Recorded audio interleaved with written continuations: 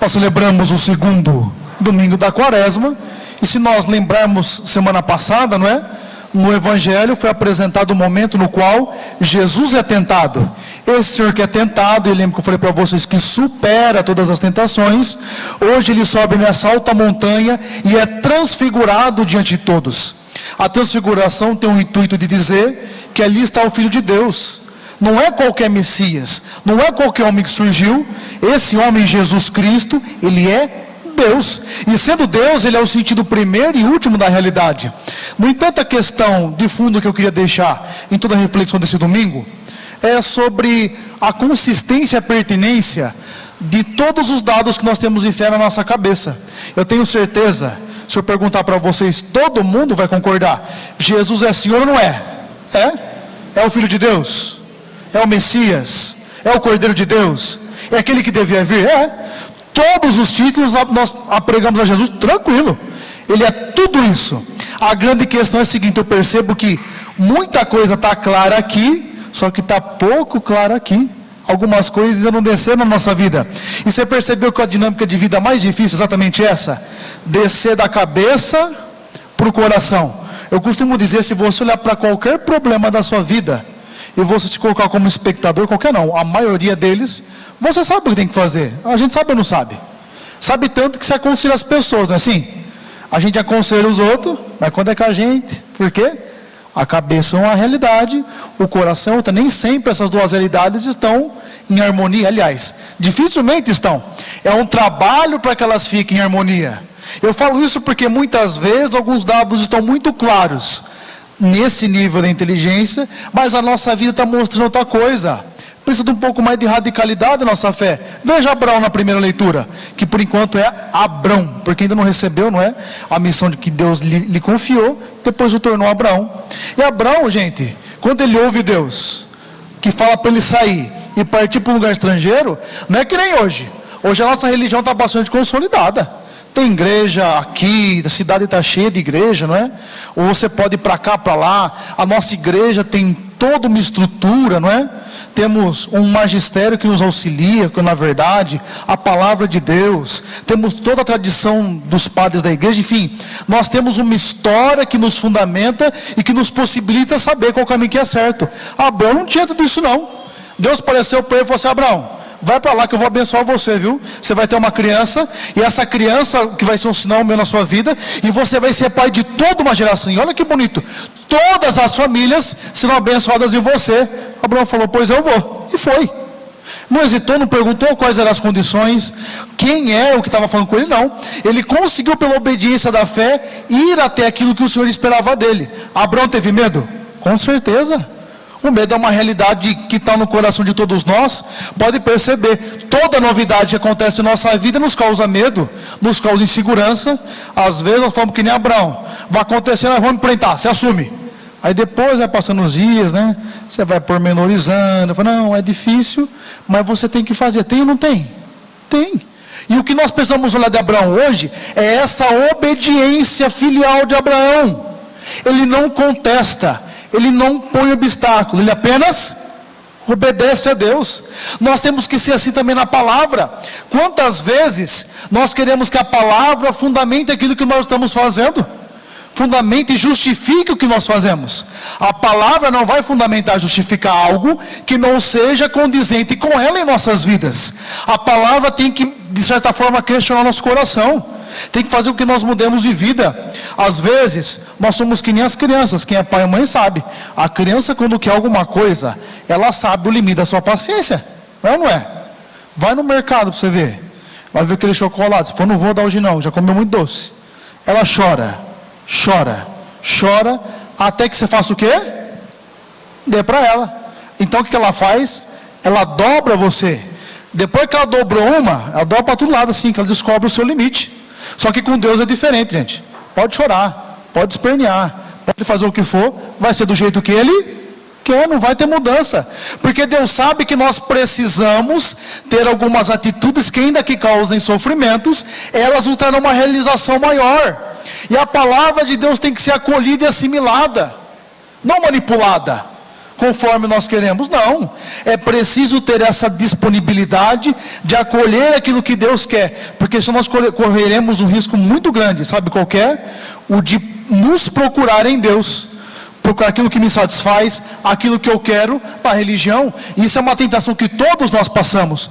Portanto, deixe que a palavra movimente, deixe que a palavra mexa no seu coração, porque olha, Abraão de fato chegou à terra, mas Abraão não viu plenamente concretizada essa promessa, porque a promessa de bênção de Abraão acontece quando o Senhor se encarna. Ele é a bênção de Deus por excelência, e ao se encarnar, Ele traz a presença de Deus para próximo de nós. E olha que bonito como nos apresenta as Sagradas Escrituras. Eles sobem numa alta montanha. A montanha na Bíblia é o local do encontro com Deus. Elias subiu no Monte Horebe e lá fez uma experiência com Deus. Moisés sobe ao Monte Sinai e lá recebe as tábuas da lei. Perceba a referência? O subir ao monte, o subir à montanha é sempre a referência do encontro com o Senhor. Nós podemos até dizer que hoje é o momento no qual nós subimos na montanha, porque estamos aqui para ouvir a palavra de Deus. E ao subir para ouvir a palavra de Deus, acontece um evento extraordinário. Imagine vocês que aparecem, Jesus se transfigura, o rosto ele fica como o sol, as vestes brancas como a luz, tanto que os discípulos, Pedro, Tiago e João, que esse grupo mais próximo de Jesus, ficam assustados, ficam impressionados com o que acontece, e aparecem Moisés e Elias. Como nós sempre afirmamos, Moisés aqui representa a tradição legal, as leis. Elias representa toda a tradição profética e, portanto, todos os profetas. Sabe o que eles estão dizendo quando eles aparecem e conversam com Jesus? Aqui está aquele que é o sentido da lei. Aqui está aquele que é o sentido de toda a profecia. Em outras palavras, aqui está aquele que é o sentido de todas as coisas. Ele é o fundamento de tudo. E se não bastasse todo esse contexto, aparece uma nuvem. A nuvem também denota a experiência de Deus. Quem que conduziu o povo no deserto? A nuvem. E quando tem essa nuvem, sai uma voz e diz: olha, aqui está meu filho amado, no qual eu pus o meu agrado, e escutem eles. Em outras palavras, o Senhor está dizendo: ó, vocês querem ser felizes? Querem ser realizados? Querem viver a vida como tem que ser vivida? Escuta ele, veja o que ele está fazendo, copiem ele, olhem para o testemunho dele. Ali está o sentido de realização. Quando eu falo que nós perdemos a dimensão daquilo que nós cremos, olha, eu falei, todo mundo concordou que Jesus é Filho de Deus, ninguém discorda. Jesus é o Senhor, ninguém discorda. Ele é o Messias, é o Filho da vida, enfim, todos os títulos messiânicos nós não discordamos de nenhum. A grande questão é como nós estamos aplicando ele à nossa vida. Porque às vezes o que acontece? Nós falamos algo, só que as nossas atitudes mostram outra coisa. Eu sempre falo para vocês que o medo que eu tenho não é do ateísmo teórico, que ele é sutil. O ateu normalmente, dificilmente você vê um ateu muito militante. Ele é do jeito dele, vive a vida, às vezes até tem um viés, a boa parte deles hoje, os que pensam. Agora, o ateu prático é que eu tenho mais medo. Sabe por quê? O ateu prático é aquele que professa a fé, mas vive como se Deus não existisse. A prática demonstra que Deus não existe, porque Deus não se torna mais uma referência, Deus não se torna mais uma realidade. E nós estamos num mundo que quer colocar Deus em segundo plano. Quantas vezes no retiro paroquial surgiu isso, né? O missionário dizia para a gente, colocar Deus em um lugar que não tem destaque, quando na verdade em nossas vidas tem que ter um lugar de destaque. E sabe por que eu tenho essa preocupação? Nós somos movidos por sentido.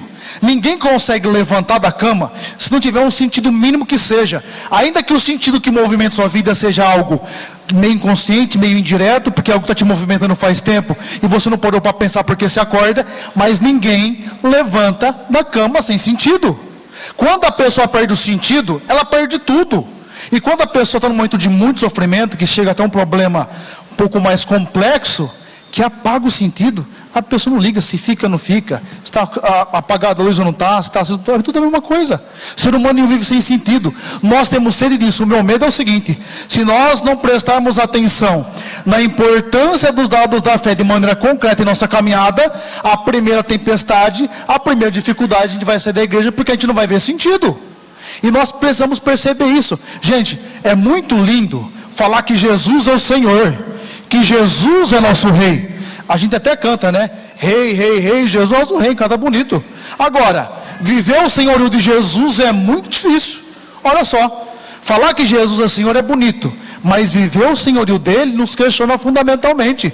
Viver o senhorio de Jesus, olha, aquele que é Senhor, o relacionamento com aquele que é Senhor é de obediência, é ou não é? Se Ele é meu Senhor, eu tenho que obedecê-lo, eu tenho que venerá-lo, eu tenho que estar à disposição dEle, em todos os momentos. Olha para a sua vida, como eu estou olhando para mim agora. Será que Jesus é Senhor dos meus relacionamentos? Será que Jesus é Senhor da minha língua? Será que Jesus é o Senhor dos meus pensamentos? Será que Jesus é o Senhor do meu trabalho? Será que Jesus é o Senhor das todas as minhas relações? E dizer que Jesus é o Senhor de tudo isso é dizer o seguinte, que nós temos vivido tal como Ele quereria que nós estivéssemos vivendo. Essa que é a grande questão. A realidade de fé tem que dar uma palavra para o hoje nosso, mas algo concreto. Nós necessitamos disso. Olha, a segunda leitura vai dizer, Paulo, ó, sofra comigo pelo Evangelho, mas saiba de uma coisa, a graça desde tempos passados, que estava guardada, se manifestou em Cristo, e nós precisamos acolher essa manifestação. Eu achei interessante, sábado nós tivemos uma reunião com a comissão, que está pensando no diaconato permanente, né? A formação para intelectual, espiritualidade, enfim, foi aquele que compõe a formação do diácono permanente. E levantaram uma questão interessante, ele dizia o seguinte, olha, o mundo de hoje precisa de testemunha. O que é uma testemunha? Por exemplo, qual que é a diferença entre um especialista e uma testemunha? Nós podemos ter um padre ou até alguém dentre nós que domina toda a tradição teológica, que saiba teologia, que saiba filosofia e que domina todo o conteúdo de religião, enfim. Isso é um especialista, porque ele domina uma ciência, certo? A testemunha é diferente. A testemunha domina uma experiência.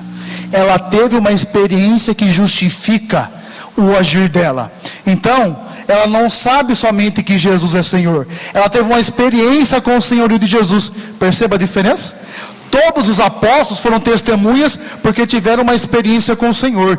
E quem tem uma experiência, luta e vai muito além. Olha, basta para a gente olhar para o mundo de hoje, como que aqueles que foram testemunhas, que viveram a santidade, impressionam nosso coração, impressionam a nossa vida, e nós temos sede disso.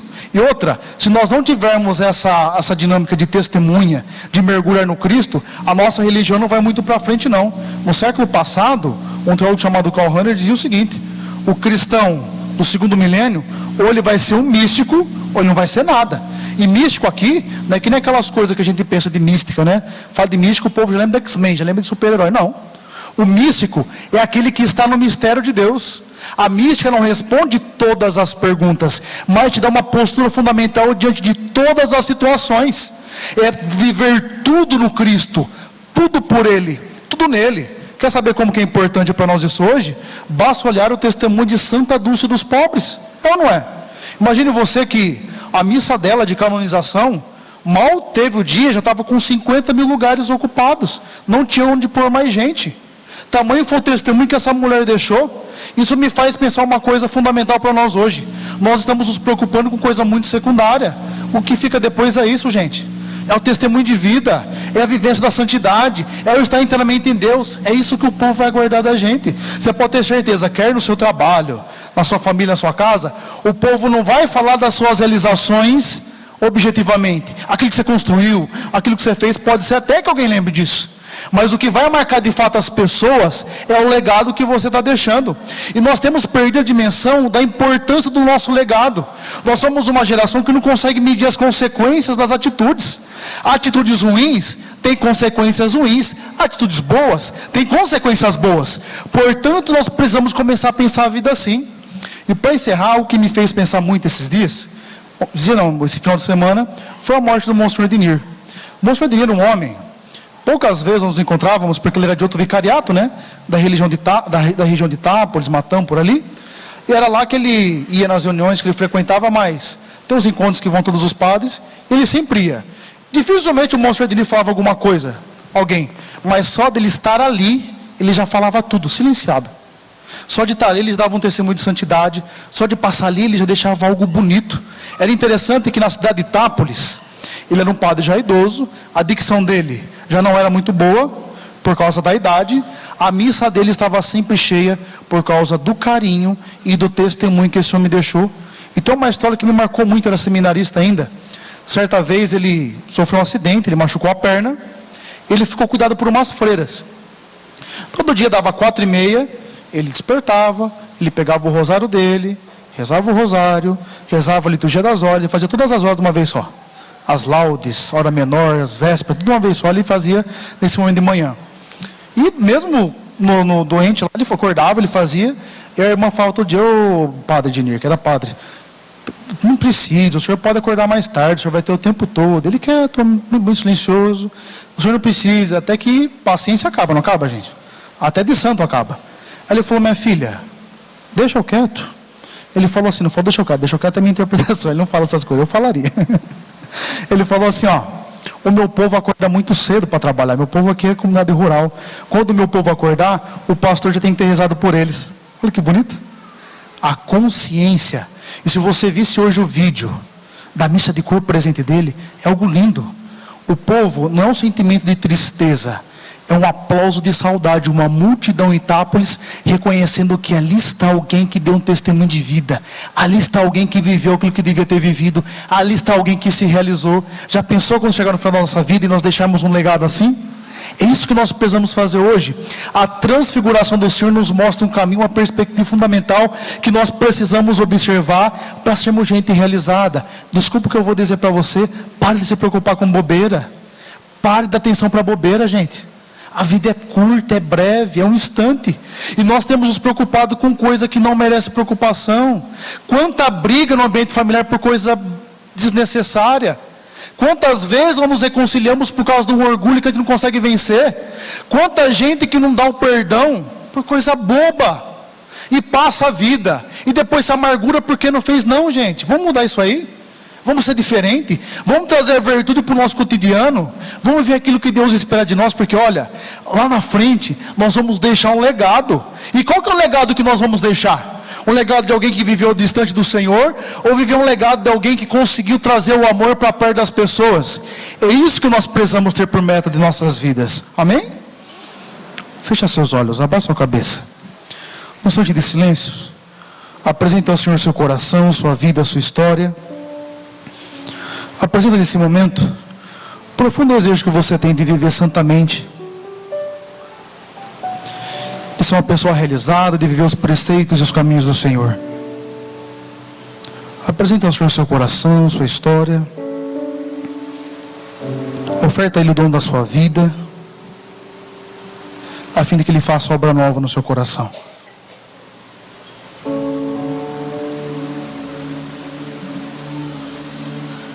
Amém?